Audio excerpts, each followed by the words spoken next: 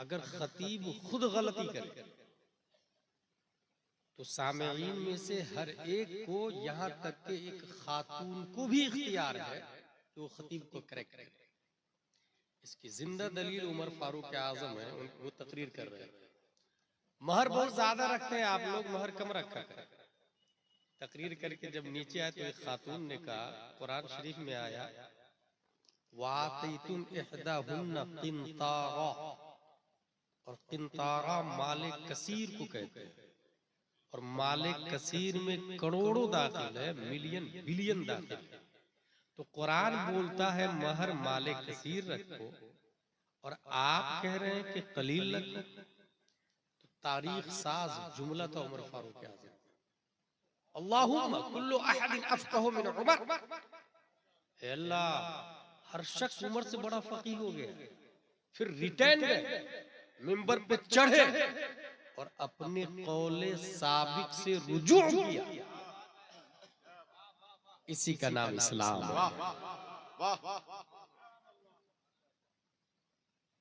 तो मसनूई तकरीर अगर हो तो हर एक अथॉरिटी, रिवायती तकरीर हो, तकरीर कोई भी हो, मसनूई तकरीर की तो इजाजत ही नहीं।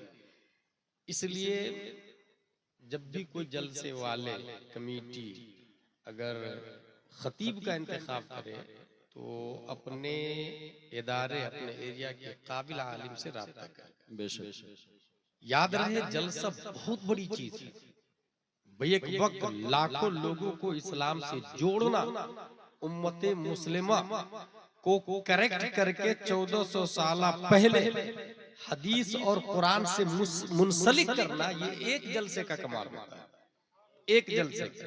इसलिए बहुत अच्छी चीज है, मगर इंतखाब में मलहूज रहे। यूं ही शाय पैंट शर्ट तो नहीं पहनता, गाना तो नहीं गाता, नमाज पढ़ता कि नहीं पढ़ता।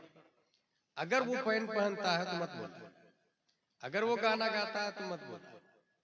और ये भी जहन में रखे कि जो इस वक्त चल रहा है कि बहुत सारे शोरा, क्योंकि पैसे माकूल दिए जा रहे हैं, 30,000, 40,000, 50,000, और वो पैसा आया तो उम्रे पे भी जाते हैं, मगर उम्र पे जाने के बाद गुम्बद खजरा को पीछे रख के सामने सेल्फी लेते हैं। अच्छा पैगाम, वाह।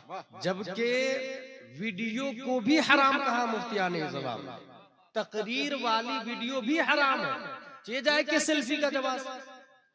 कुछ मुफ्तियों ने तकरीर वीडियो में जायज कहा है, उसकी वजह से चल रही है, लेकिन सेल्फी को तो शेखुल इस्लाम मदनी मियां ने भी जायज नहीं कहा। फिर किसके बलबूते लोग सेल्फी ले रहे हैं, और उस सेल्फी लेने वाले को हम शाम से बोला भी रहे, और वो आके मोहब्बत मुस्तफा का वो दावा पेश कर रहे हैं स्टेज पे आके। पहले मैं उसके लिए इख्तिलाफ भी चल रहा, लड़ाई भी चल रही, बहसें भी हो जाती है, नऊजुबिल्लाह मिन ज़ालिक। अच्छा, खतीब में भी ऐसे गुजरे हैं कि बहुत, एक वीडियो बहुत वायरल हुआ था, उसने कहा कि हंजला जी, तो शायर साहब ने इसलाह की, भाई जिम से नहीं, जे से। इसको कहते हैं इस्लाहुल बातिल बिल बातिल, इस्लाहुल जहल बिल जहल। भाई हंजला जा से नहीं आता, मगर सामने वाला सोचा कि मैं शायर हूं ना, मैं किसी से कम हूं क्या। अच्छा, ऐसी एक बहुत पहले एक वीडियो वायरल हुआ था, आप लोगों ने सुना होगा, जिसमें मैंने कहा था कि फतावा रज़विया में लिखा गैर आलिम को तकरीर करना जायज़ है, और उसमें 4 लोग का नाम लिया। एक साहब का फोन आया, दलील देखिएगा कैसी दे रहे हैं। आपने मुझे मेरा नाम लिया, मैंने कहा लिया, आपको कैसे पता मैं आलिम नहीं? मैंने कहा आपकी तकरीर से जाहिर है। कौन सी तकरीर आपने सुनी? बंगाल में आपने कहा था कि उलमा मशाइख पर माँ बाप की ताज़ीम मुकद्दम है, जबकि फतावा रज़विया में इसका अक्स लिखा हुआ है, उलमा मशाइख की ताज़ीम मुकद्दम है, क्योंकि वो मुरब्बिए रूह है, और रूह की तख्लीक जिस्म से पहले हुई, और माँ बाप जिस्म के मुरब्बी है, उलमा मशाइख रूह के मुरब्बी। माँ बाप अगर जिस्म को बिल्ड करते हैं तो उलमा मशाइख रूह को मुस्तफा से जोड़ देते हैं, इस वजह से उनकी ताज़ीम मुकद्दम है। तब वो कहते हैं क्या आलिम होने के लिए सनद जरूरी है? मैंने कहा बिल्कुल नहीं। बोले आलिम किसको कहते हैं, तुम तारीफ करके बताओ। बहुत तेवर में बात कर रहे थे। नाचीज ने कहा जरूरत के मसाइल खुद बगैर किसी की मदद के किताबों से निकाल ले, उसको आलिम कहते हैं। बोले पूछो क्या पूछना चाहते हो। मैंने कहा वेरी गुड, बताओ वुजू में 4 फराइज है। जैद ये कहता है कि एक ही हाथ फर्ज मानता हूँ, दूसरे हाथ को फर्ज नहीं मानता मैं। जैद पर क्या हुक्म आएगा? फासिक है, मुर्तद है, काफिर है, मुशरिक है या कुछ भी नहीं? जमीन खसक गई। क्या कहा? सवाल क्या किया मैंने? वुजू में 4 फराइज, चेहरा धोना, हाथ धोना, मसा करना, पाँव धोना। जैद ये कहता कि एक हाथ फर्ज है, दूसरा हाथ तो मैं नहीं मानता, क्योंकि कुरान में आया फगसिलू वुजूहकुम, चेहरा धो, तो एक ही चेहरा धोता है ना। तो वही दिया तुम एक ही हाथ धो, दूसरा हाथ मैं नहीं मानता, क्या हुक्म आएगा? ये जवाब, ये सवाल जो है ना, ये शरे विकाया के हाशिये में ऊपर कोने पे लिखा हुआ, ये एक आलिम ही बता पाए कि एक फर्ज होता है इबारतुन नस से साबित, दूसरा होता है इशारतुन नस से, तीसरा दलालतुन नस से, चौथा इख्तिसाउन नस से। फराइज की भी किस्में, ग्रेड है उसके, दर्जे हैं उसके। उसने कहा कि वो तो बाद में बताऊंगा, लेकिन आइंदा तुमने नाम लिया तो तुम्हारी खैरियत बिगाड़ दी। मैंने कहा बाद में नहीं, अब भी बताए, दावा किया ना आपने। रह गई बात नाम लेने की, तो जिस स्टेज पर मेरी मौजूदगी में आपने तकरीर की तो डेफिनेटली रद्द करूंगा मैं, जो करना हो कर ले। Call disconnect. उसके बाद उसकी मुरीद का फोन आया, आपने मेरे पीर साहब, मेरे हजरत को गैर आलिम कहा। मैंने कहा आपको कैसे पता? मैंने कहा ऐसे पता। अब उनकी दलील की, वो कह रहे कि नहीं मुझे तो लगते बहुत बड़े आलिम। मैंने कहा आपको कैसे लगते? बोले कि मेरे हजरत तकरीर कर रहे थे कि माँ और बहनों के सर से जालिम ओढ़नी खींच ले, तो माँ और बहनों को चाहिए कि बालों से चेहरा को छुपा ले। देखिए कितनी अच्छी दलील दी हमारे हजरत ने, इसका मतलब वो आलिम है। मैंने कहा यही दलील और तकरीर बता रही है कि वो आलिम नहीं। बोले कैसे? मैंने कहा ऐसे कि बाल छुपाना फर्ज है, चेहरा छुपाना फर्ज है। वाह वाह वाह वाह वाह वाह वाह वाह वाह। ये मैं इसलिए बता रहा हूं कि एक जलसा से हजारों लोगों की इस्लाह जहां होती है, वही एक जलसा हजारों लोगों की जिंदगी बर्बाद भी करता है। ये डिपेंड, जैसे मोबाइल है, कोई चाहे तो वो तरक्की करे, कोई चाहे तो मोबाइल ही से बर्बाद हो। यही हाल जलसों का भी हो गया। वो एंजॉय के लिए भी होता है, गुनाह के लिए भी होता है, लेकिन अगर सीखने की नियत हो तो one sentence can change your life. एक बार आपकी जिंदगी बदल देगी, सिर्फ एक बात आपकी जिंदगी बदल देगी। तकरीर की दूसरी किस्म तहकीकी और मेयारी, इसी की जरूरत है। अमेरिका में जब तो कोई बात पब्लिक में लागू करना हो तो बैठ के सेमिनार करते हैं, पढ़े लिखे लोग, टेबल होता है सामने, डायरी होती है, कलम होता है, और उसके बाद किसी मसले पे डिस्कस होता है और गुफ्तगू होती है। तो तकरीर अगर तहकीकी हो तो सुनने का सलीका होना चाहिए। स्टूडेंट, अल्लामा कमरुज़्ज़मान आज़मी ने कहा था कि स्टूडेंट को चाहिए कागज कलम लेकर के आए, और पूरी, क्योंकि हदीस शरीफ में क्या है, उर्दू आलिमन और मुतअल्लिमन, या तो आलिम बन जाओ या मुतअल्लिम बन जाओ। पूरी जिंदगी स्टूडेंट ही बन के गुजारे, पूरी जिंदगी कागज कलम लेकर। इस तरीके से इंसान सीखता भी रहेगा, और सीखने की पीरियड में अगर इंतकाल हो गया तो शहादत में उसका शुमार हो जाता है। अभी 14 फरवरी आ रही है, हजरत ने बहुत मेयारी गुफ्तगू की। 14 फरवरी को शबे बारात भी है और वैलेंटाइन डे, ठीक है, नजात की रात। इसके हवाले से मैं आपको 5 किताबों का हवाला दूंगा। सबसे पहले तिरमिजी शरीफ की हदीस है 739 हदीस नंबर। हुजूर सल्लल्लाहु ताला अलैहि वसल्लम के बारे में हजरत आयशा रज़ियल्लाहु ताला अन्हा फरमाती है। याद रखिएगा हजरत आयशा कौन है? मोमिनों की माँ, हुजूर सल्लल्लाहु अलैहि वसल्लम की ज़ौजा। वो फरमाती है वाहिद, ये भी ज़हन में रखिए, वाहिद हमारे नबी दिन में क्या क्या करते हैं ये सहाबा देखते थे, रात में क्या क्या करते हैं। अगर एक बीवी हो तो झूठ भी बोल सकती है ना, कॉमन मैन की बात कर रहा हूं। 2 बीवी हो तो सेटिंग भी कर सकती है ना।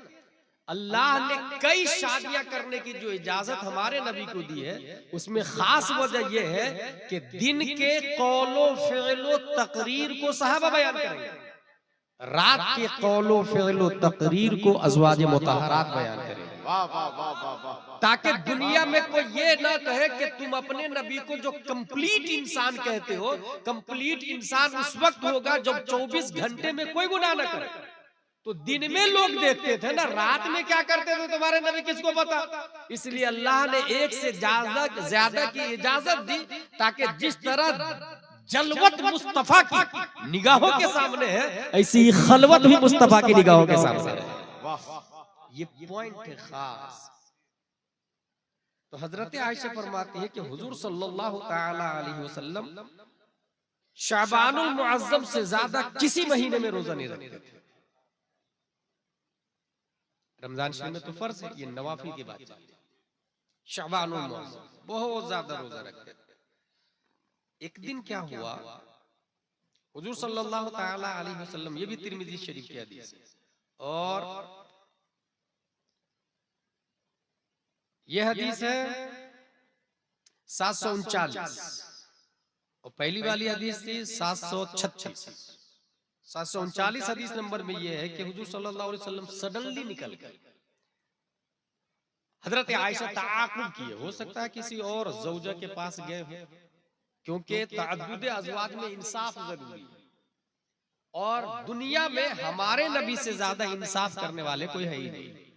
ये ज़हन में रखिए। यहाँ बात चल रही है, दो हदीस हजरत आयशा के हवाले से पेश कर रहा हूं, तो इसलिए ये ज़हन में रखे, हजरत आयशा मुफ्तिया भी थी और मुजतहिदा भी थी। बड़े बड़े सहाबा उनसे मसला पूछते थे। हजरत आयशा सिद्दीका रज़ियल्लाहु ताला अन्हा रात में निकले तो ताक़ुब किया, पीछा किया, कहाँ गए हमारे नबी सल्लल्लाहु अलैहि वसल्लम। तो देखा कि कब्रिस्तान में, शबे बरात कब्रिस्तान। हुजूर सल्लल्लाहु अलैहि वसल्लम ने फरमाया, इस रात आसमानी दुनिया पर रब्बे कदीर तजल्ली फरमाता है, और एक कबीला है जिसका नाम है बनी कल्ब।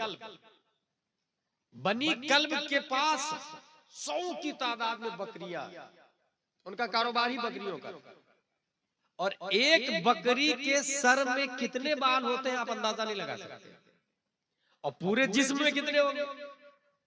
नबी फरमाते हैं कि उनके पास जितनी बकरियां हैं, उन बकरियों की बॉडीज में जितने हेयर्स हैं, जितने बाल हैं, अल्लाह तबारक व तआला उनसे भी ज्यादा उम्मत मुहम्मदिया को बख्श देता है इस रात।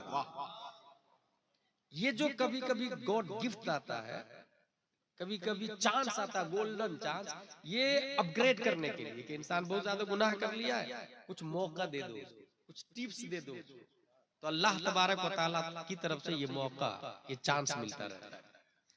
चले दो किताब का नाम बता दिया मैंने, दो हदीस बयान की, एक तिरमिजी शरीफ की, दूसरी तिरमिजी शरीफ की।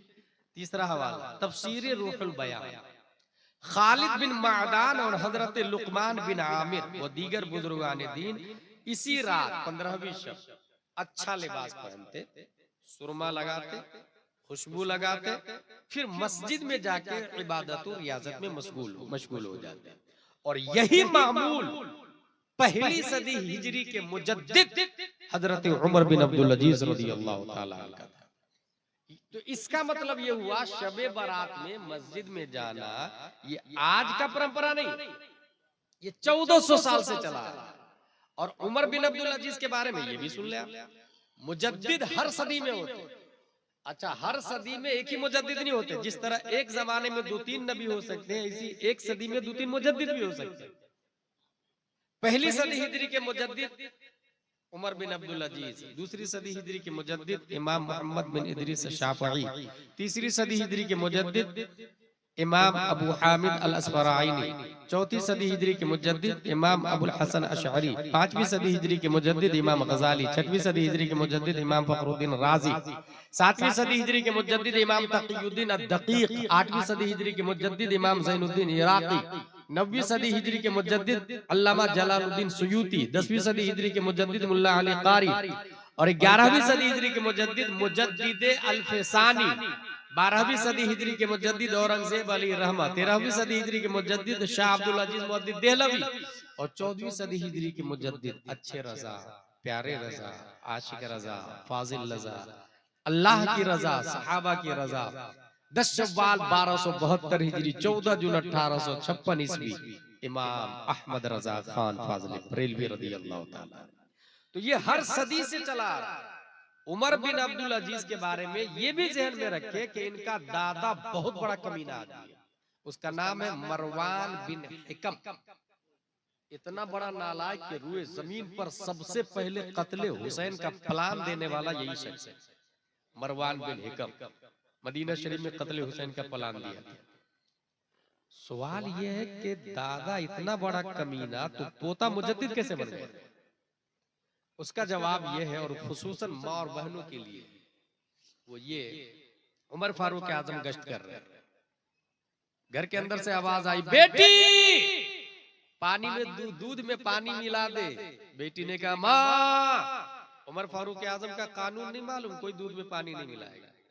माँ ने कहा बेटी मिला दे, अमीरुल मोमिनीन यहाँ देखने नहीं आएंगे। बेटी ने कहा मैं उन औरतों में से नहीं जो सामने वफादारी और पीठ के पीछे गद्दारी करूं। कानून इस कानून मैं नहीं मिलाऊंगा।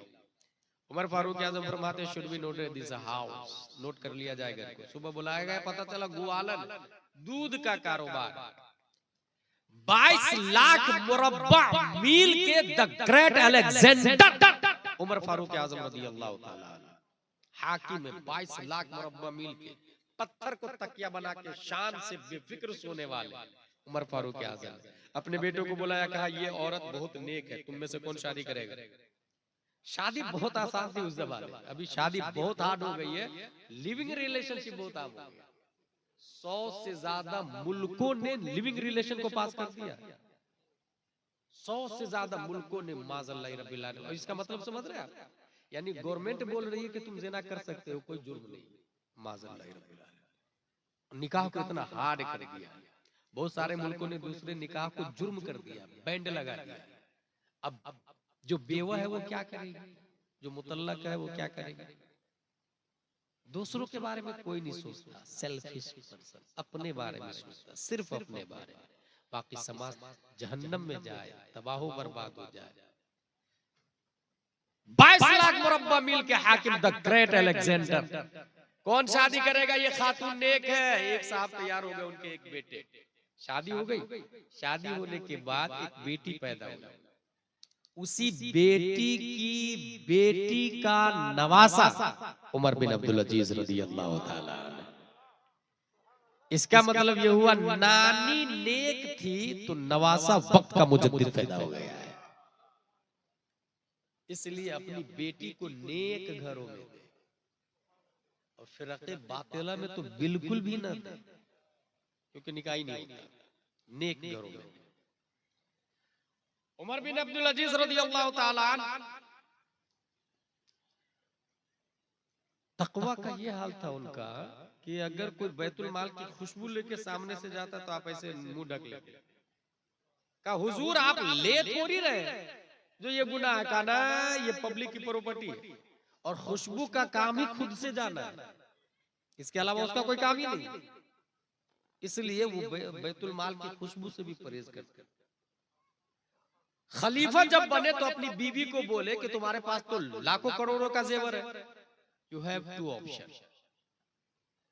अगर मैं चाहिए तो इसे बैतुल माल में जमा करो, और अगर जेवर चाहिए तो मुझे छोड़ दो, मैं तुम्हें निकाह से आजाद करता हूं।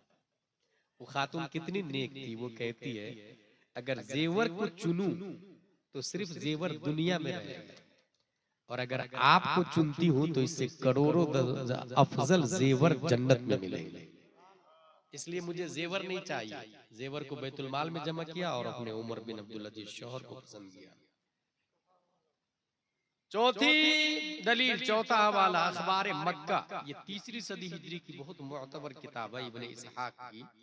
वो फरमाते हैं कि शब बारात में अहले मक्का मस्जिद हराम शरीफ में जाते, नमाज अदा करते, तवाफ करते, सारी रात इबादत और रियाजत में रहते, कुरान की तिलावत करते, 100 रकात नमाज पढ़ते, हर रकात में सूरह फातिहा के बाद 10 मरतबा सूरह इखलास पढ़ते, जमजम शरीफ पीते, गुस्ल करते जमजम शरीफ से, और जमजम शरीफ को महफूज करके मशकीज़ा में भी लाते मरीजों को शिफा याबी के लिए। जमजम शरीफ का इस्तेमाल मरीजों की शिफा याबी। पांचवी दलील मवाहिब लदुन्निया में इमाम कस्तलानी फरमाते हैं शाबान का महीना ये दुरूद पाक का महीना है। अब सुने, बुजुर्गाने दीन ने ये लिखा है कि जितनी इबादतें हैं उन सब में रिया मुमकिन है। नमाज में रिया मुमकिन है, दिखावा, दूसरी इबादतों में रिया मुमकिन है, लेकिन दुरूद शरीफ में रिया नहीं होती। ये खालिस रसूलुल्लाह के लिए। और शाबान का महीना दुरूद का महीना इसलिए है कि दुरूद वाली जो आयत है इन्नल्लाह व मलाइकतहु युसल्लूना अलन नबी, ये इसी शाबान के महीने में नाजिल हुई, इसलिए इस महीने को दुरूद का महीना कहा जाता है। और ये भी 14 फरवरी को है शब बारात, और 14 फरवरी को वैलेंटाइन डे भी। इसमें क्या होता है, ये एक रोमन इंपायर गुजरा, 3री सदी ईस्वी का रहने वाला है। चर्च ने इसको सेलिब्रेट करने का डे बनाया और धीरे पहले तो स्टार्ट शुरू में किया और धीरे धीरे धीरे ये इंटरनेशनल बन गया। इसके अंदर 7 हरामकारियां होती है वैलेंटाइन डे, 7 हरामकारियां। इसलिए हजरत ने कहा बच्चों को स्कूल ही मत दो, कोई फंक्शन में जाने ही मत दो उस डे में। 7 हरामकारियां कौन कौन होती है? नंबर 1, नामहरम एक दूसरे को तोहफा देते हैं। अजनबी लड़का अजनबी लड़की बगैर निकाह के एक दूसरे को तोहफा देते हैं, ये हराम। अल हदाया तज़दादुल हुब यूं भी लिखा हुआ। तोहफा देने का मतलब ये हुआ कि आप एक दूसरे के करीब जा रहे हैं और मजीद करीब जाएंगे। और कानून है इस्लाम का अल मुसिल इलल खता, खता जो रास्ता गुनाह की तरफ ले जाता है वो रास्ता ही गुनाह। गिफ्ट देने से गुनाह की तरफ दावत होती है, रास्ता गुनाह को ले जाता है, इसलिए वो गिफ्ट देना ही हराम। और हाथ भी हराम में गिरफ्तार हुआ, पांव भी हराम में गिरफ्तार हुआ, फिर जुबान भी हराम में आई लव यू इजहार करके सेम टू यू, ये उसका जवाब हो गया। ये भी हराम वो भी हराम, नाजायज और हराम मोहब्बत का इजहार हुआ। अच्छा, आपको हैरत होगी, देखिए हदीस मुस्लिम शरीफ की हदीस है मुस्लिम शरीफ में कि हाथ और पांव भी बदकारी करते हैं। पूछा सहाबा ने हाथ पांव कैसे बदकारी करेंगे, तो वो यही तरीका हाथ पांव का बदकारी, हाथ से फूल दिया, हाथ से तोहफा दिया। और 1400 साल पहले हमारे नबी ने फरमाया, वैलेंटाइन डे तो आज की पैदावार है, 1400 साल पहले हमारे नबी ने फरमाया।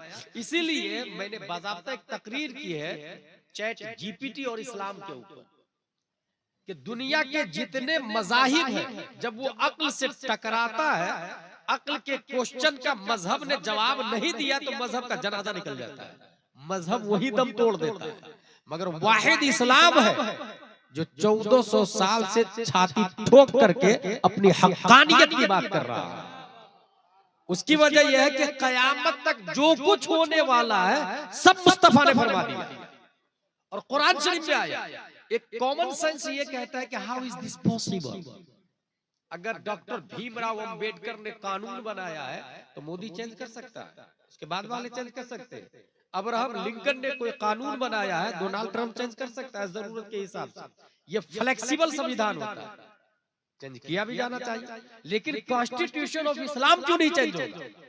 तो उसका जवाब यह है कि डॉक्टर जो लिखता है, जो इंसान संविधान लिखता है, वो प्रेजेंट को सामने दे रखता है, पास्ट को गुजर चुका होता है, उसका कुछ पास्ट, फ्यूचर को वो जानता नहीं। इसलिए जो भी कानून बनाता है फ्यूचर को वो देखा नहीं है, कानून चेंज करनी पड़ती है, चेंज करना पड़ता है, तरमीम की जरूरत पड़ती है। लेकिन ये जो इस्लाम है ये अल्लाह का कानून है और अल्लाह की बारगाह में पास्ट भी प्रेजेंट है और फ्यूचर भी प्रेजेंट है। अल्लाह की बारगाह में आदम का जमाना भी हाल है और इमाम मेहदी का जमाना भी हाल है। और जब हाल में कही हुई बात है तो फिर वो काबिले तरमीम नहीं होती है। इसीलिए कुरान ने कहा ला तब्दील लिकलिमातिल्लाह। अब आप कहेंगे कि कुरान पर चलने से ये नुकसान हो रहा है, तो वो नुकसान जाहिरन आपको दिख रहा है, उस एक नुकसान के पीछे हजारों फायदा है। ऐसे ही जैसे कुरान बोलता है वलकुम फिल क़िसास हयात, एक इंसान ने किसी का कत्ल कर दिया तो बदले में उसको कत्ल कर दिया जाए। उसको कत्ल करने में तो जाहिरन जान जा रही है, बेवा हो रही है उसकी बीवी, उसके बच्चे यतीम हो रहे हैं। किसी की माँ, कोई उसकी माँ है जिसका ये बच्चा मारा जा रहा है, उस माँ की गोद सूनी हो रही है। मगर इस्लाम बोलता है कि नहीं, क़िसास में जिंदगी है। तो उस कातिल को मारने में जिंदगी इस तरीके से है कि अगर 200 घर की आबादी है, एक कातिल को बदले में कत्ल कर दिया जाए तो बाकी जो 199 लोग हैं वो कत्ल होने से महफूज हो जाएंगे। बात समझ में आ गई कि अगर कोई मुशाहदा इस्लाम के अगेंस्ट है तो कमी मुशाहदा में है, कमी नाज़िर में है, कमी मंजर में है। हमारा कुरान कल भी काबिल तब्दील नहीं था, आज भी काबिल तब्दील नहीं है और क़यामत तक वो काबिल तब्दील नहीं हो सकता। कुछ बुनियाद की बात समझ में आई कि संविधान इसलिए बदलते हैं कि इंसान लिखता है, और कुरान वो संविधान है कि खालिक इंसान ने लिखा है। बस इतनी सी बात, खालिक इंसान ने लिखा है। तो पहला हराम क्या है वैलेंटाइन डे में? ना महरम एक दूसरे को तोहफा देते। दूसरा हराम फूल का देना। तीसरा हराम नाजायज मोहब्बत का इजहार करना। चौथा हराम शराब पीकर रंग रंगलियां मनाते हैं, शराब पी के एंजॉय करते हैं। शराब की बुनियाद पर इंसान की अक्ल पर पर्दा पड़ता है, और जब अक्ल पे जैसे आंख पे पर्दा पड़ जाए तो आप देखेंगे कि माँ कौन है, बाप कौन है, बहन कौन है, भाई कौन है, जो कुत्ता बिल्ली छछुंदर कीड़े मकोड़े इंसान कौन है, आप दिखेगा कोई? आपको नहीं दिखेगा। ऐसी ही अक्ल पे जब पर्दा पड़ता है तो इंसान लाइक एनिमल्स हो जाता है, वो जानवर की तरह हो जाता है, फिर हलाल और हराम की तमीज नहीं करता। पांचवा हराम वैलेंटाइन डे पर गाने बाजे, म्यूजिकल प्रोग्राम्स और फंक्शंस होते हैं, ये पांचवा हराम। और बाज़ाब्ता स्कूल में इसको मनाया जाता है, स्कूल में सेलिब्रेट किया जाता है। छठवां हराम लड़का लड़की एक दूसरे से मिलते हैं जिससे एड्स जैसी मोहलिक बीमारी पैदा होती है और इंसान लाइलाज मर्ज का गिरफ्तार हो जाता है। सातवां हराम मन तशब्बह बिकौमिन फहुव मिनहुम, ये हमारा तरीका ही नहीं, ये इस्लाम का सिस्टम ही नहीं। एक क्रिश्चियन है, रोमन एम्पायर है, उसको शहीद कहा उन लोगों, और उसको सेलिब्रेट कर रहे हैं। जिस तरह होली को सेलिब्रेट करना जायज नहीं, दिवाली को सेलिब्रेट करना जायज नहीं, ऐसे ही वैलेंटाइन डे को सेलिब्रेट करना जायज नहीं, ये भी क्रिश्चियन का सिंबल है। क्रिसमस डे मनाना जायज नहीं, बर्थडे मनाना जैसे जायज नहीं। अब ये बातें कहाँ मिलेगी आपको? ये जोनी जोनी यस पापा के जरिए नहीं मिलती, कॉन्वेंट सेंट पायस में नहीं मिलती, ये बातें मदरसों में मिलती है। ये बातें जहाँ कुरान और हदीस की तालीम होती है वहां मिलती है। इसलिए अपने इस्लाम को समझे, कुरान शरीफ को समझे, हदीस शरीफ को समझे। अल्लाह तबारक व तआला हम सबको कुरान शरीफ, हदीस शरीफ, फिक़्ह शरीफ पढ़ने, समझने, अमल करने की तौफीक अता फरमाए। मेरी तकरीर खत्म होती है, क्योंकि लोग ये समझते हैं ना कि मुकर्रिर खुसूसी है तो लास्ट में बुलाएंगे, क्योंकि लोग भाग जाएंगे। ईमानदारी से बताए कितने लोग बैठे हुए? इसी को रस्म कहा जाता है, इसी को रिवायत कहा जाता है। जो हकीकत है उसको नहीं देखेंगे। भाई किसी भी सूरत में जलसा रात के 12 बजे तक होना चाहिए। मगरिब बात शुरू करे और 12 बजे से पहले पहले जलसा ही नहीं, हाउ कंडीशन खत्म हो जाना चाहिए, ताकि पढ़े लिखे लोग भी जलसे को अटेंड करे और दिन में कारोबार में लग जाए। खैर, मैं बुखारी शरीफ की एक हदीस बता दूं, उसके बाद वमा अलैना इल्लल बलाग। बुखारी शरीफ है, लिखा है इसको इमाम बुखारी रज़ियल्लाहु ताला अन्हु, ये बहुत बड़े मुहद्दिस गुजरे हैं। कुरान शरीफ के बाद पूरी दुनिया में सबसे ज्यादा इसी किताब को माना जाता है। ये रसूलुल्लाह सल्लल्लाहु ताला अलैहि वसल्लम की किताब है। इसके अंदर एक बात लिखी है, अन अबी हुरैरा रज़ियल्लाहु अन्हु अन नबी सल्लल्लाहु अलैहि वसल्लम क़ाल मा बैन बैती व मिंबरी रौज़तुम मिन रियाज़िल जन्नह। ये एक हदीस शरीफ है। ये हदीस शरीफ मैं इसलिए बोल रहा हूँ कि अभी एक ग्रुप है जिसका ये कहना है नबी मर के मिट्टी में मिल गए माज़ल्लाह रब्बिल आलमीन, और वो ये कह रहे हैं कि अज़वाजे आला हजरत ने ये लिखा है कि हुजूर सल्लल्लाहु ताला अलैहि वसल्लम की बारगाह में अज़वाजे मुतहरात पेश की जाती है। इस पर वो बहुत ज्यादा टिप्पणी कर रहे हैं कि यार अज़वाज मुतहरात पेश की जाती है, कितनी गंदी बात लिख दी आला हज़रत ने। यही मैं आप लोग को समझाने जा रहा हूं। हम अगर सोते हैं, गौर से सुनिएगा ये मसला है, हम अगर सोते हैं, सो के जब उठते हैं तो हमारा वुजू टूट जाता है, क्योंकि नौम नाकिज़े वुजू, नींद नाकिज़े वुजू।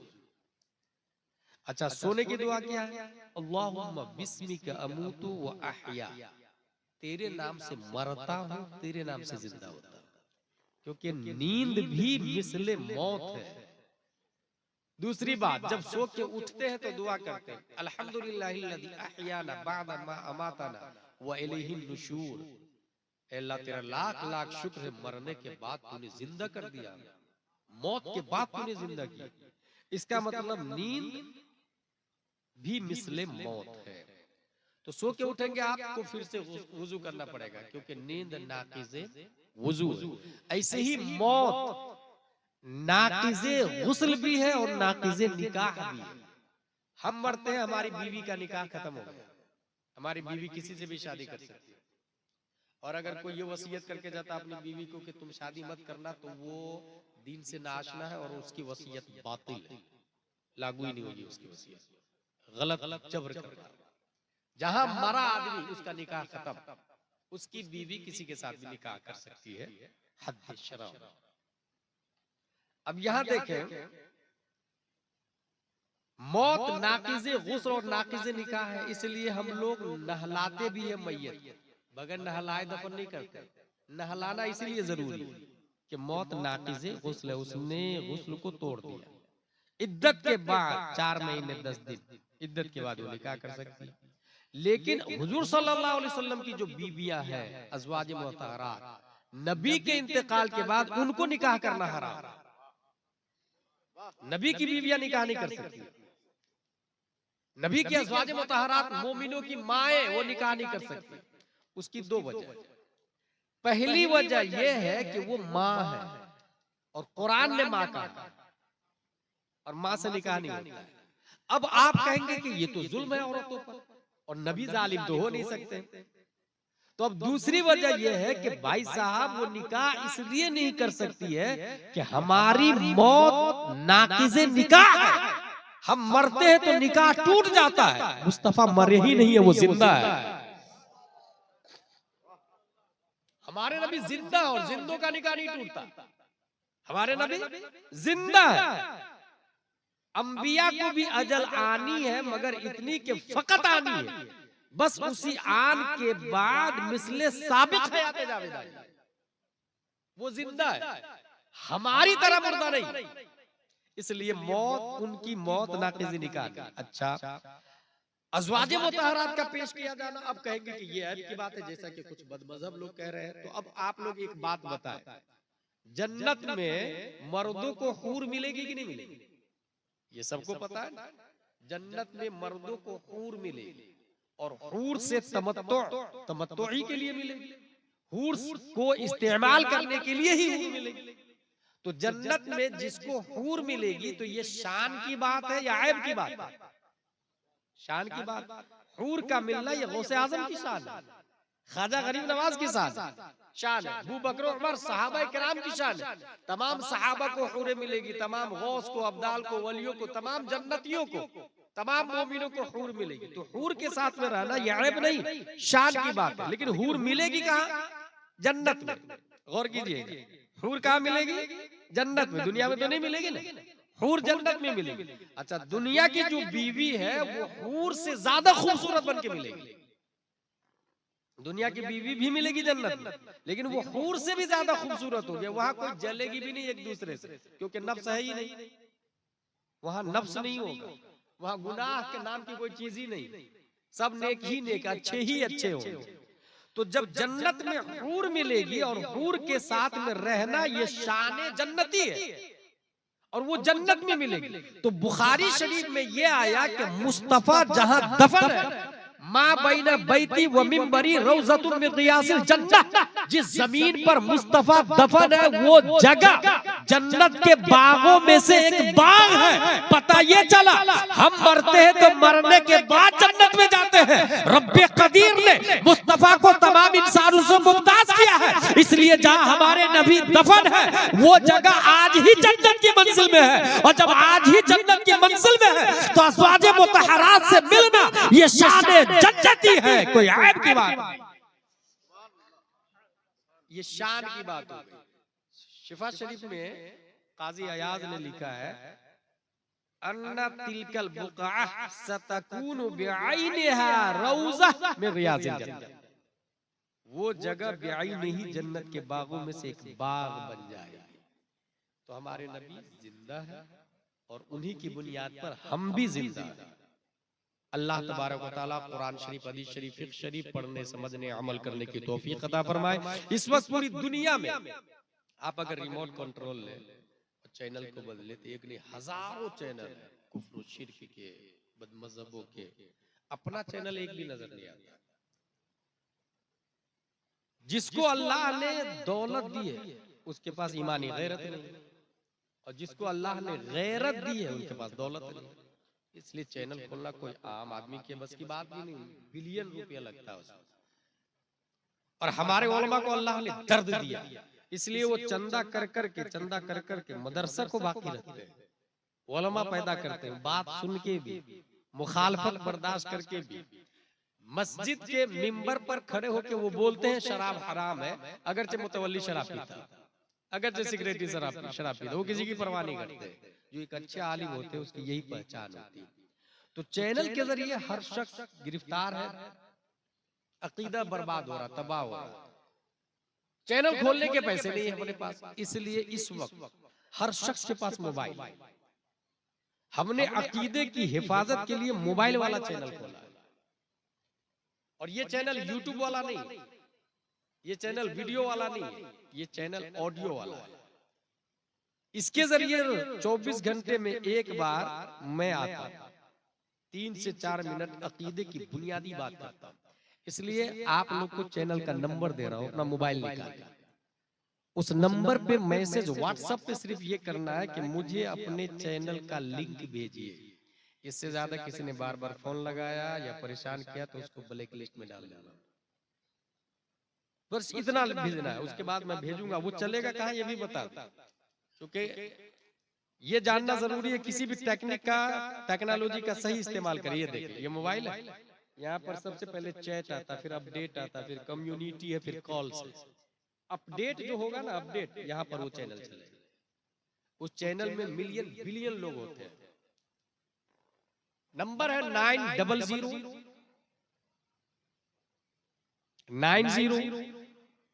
19 530। फिर से सुने,